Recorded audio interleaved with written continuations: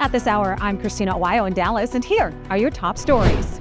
The driver of the Tesla CyberTruck, who was killed when the vehicle exploded outside of the Trump International Hotel in Las Vegas, has been identified as an Army veteran who lived in Colorado and had several Colorado Springs addresses associated to him. According to local media, law enforcement sources confirmed that 37-year-old Matthew Livelsberger rented the CyberTruck, which was packed with fireworks-style mortars, camping fuel, and canisters, and was behind the wheel when the truck exploded. 7 other people were injured in the blast that happened just hours after 42-year-old Shamsa Din Jabbar drove his electric truck through a crowded New Year's celebration in New Orleans, killing at least 15 people along Bourbon Street. Both of the vehicles used in the New Orleans attack and the Tesla explosion in Las Vegas were rented using an app called Turo, according to officials. And according to Denver media, multiple sources confirmed that Livelsberger served at the same military base as Jabbar, something authorities are now investigating to see if there is a possible connection between the two men. Elon Musk took to X to confirm that the Tesla Cybertruck that exploded in front of the Trump International Hotel in Las Vegas had nothing to do with the truck itself, instead saying that the explosion was caused by very large fireworks and/or a bomb that was in the bed of the rented Cybertruck.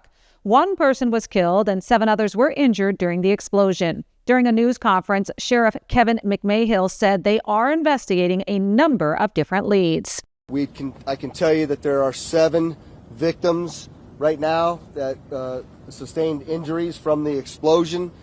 All of those have been reported to me at this point as minor injuries. We'll continue to hope and pray for their immediate recovery.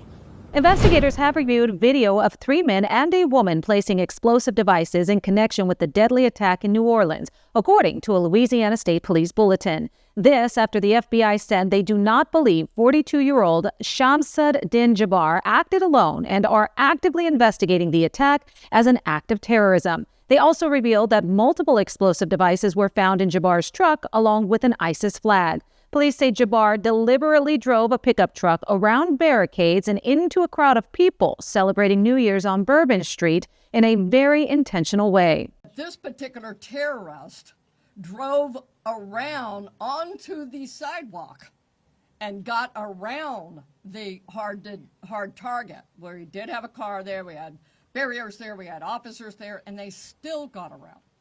After the vehicle stopped, Jabbar got out of the truck and opened fire. He was killed after getting in a shootout with police. The pickup truck used in the attack was rented via Turo, which is an app that connects drivers, known as guests, with vehicle owners, known as hosts. The identities of some of the victims who were killed when 42-year-old Shamsud Din Jabbar drove his truck through a crowded street of people in New Orleans are starting to be released.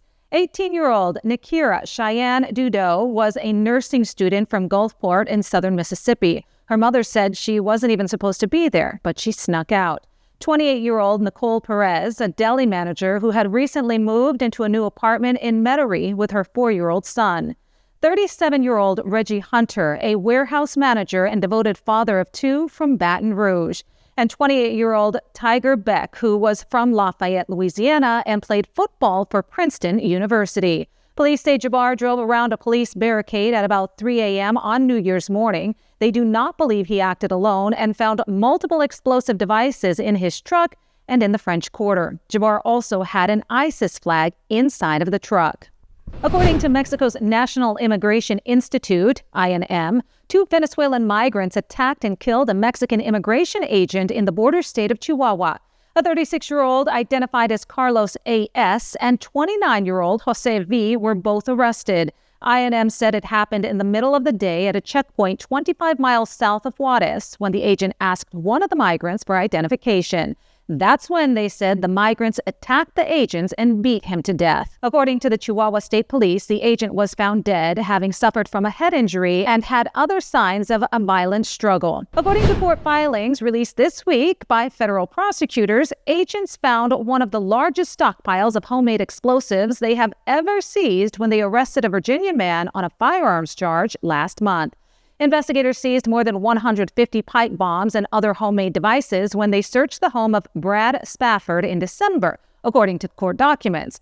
Most of the bombs were found in a detached garage in the home in Isle of Wight County, along with tools and bomb-making materials, including fuses and pieces of plastic pipe.